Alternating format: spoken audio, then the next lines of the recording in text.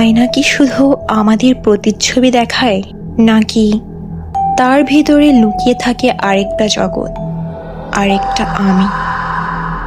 Voice of queen presence, দ্বিতীয় আমি, the other me, episode 1। আমার নাম তিশা। আমি একা একটা মেয়ে, তবে আমি জানি এই আমি ছাড়াও আরেকটা আমি আছে। সেটা শুধু আমি নয়, আয়নাও জানে। সেদিন রাত ছিল অদ্ভুত শান্ত। হঠাৎ করেই মনে হলো আয়নার ভেতরের ছায়াটা একটু দেরিতে নড়ল।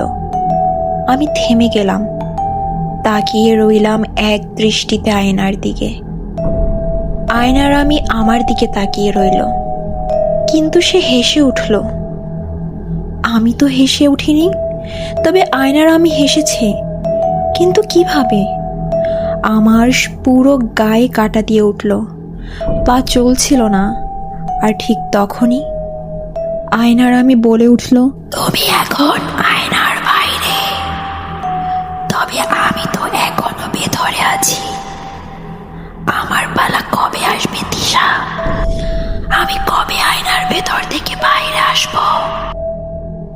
কণ্ঠটা কি ভয়ঙ্কর! আমার গলা শুকিয়ে গেছে, আমি কিছু বলতেও পারছিলাম না। তবে সবচেয়ে ভয়ঙ্কর জিনিসটা তখনই ঘটল, যখন আমি দেখলাম আমার প্রতিচ্ছবি হঠাৎ তার ঠোঁট নাড়ল।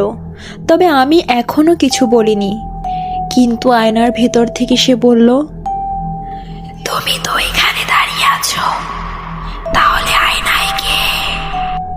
আমি চিৎকার করলাম, তবে কেউ শুনল না। আমি আয়নার ভিতর নিজেকে দেখতে পাচ্ছি না আর। কেন? আমি তো আয়নার সামনেই দাঁড়িয়ে আছি, তাহলে আমার প্রতিচ্ছবি কোথায় গেল? এটা ছিল কেবল শুরু। আমার জীবন তখন থেকেই আর আমার নিয়ন্ত্রণে ছিল না, তাকে নিয়ন্ত্রণ করছিল অন্য কেউ। পরের এপিসোড শুনতে হলে অবশ্যই পেজটিকে ফলো করো এবং চ্যানেলটিকে সাবস্ক্রাইব করো। পরের পর্বতে আসছে আরও অনেক রহস্য।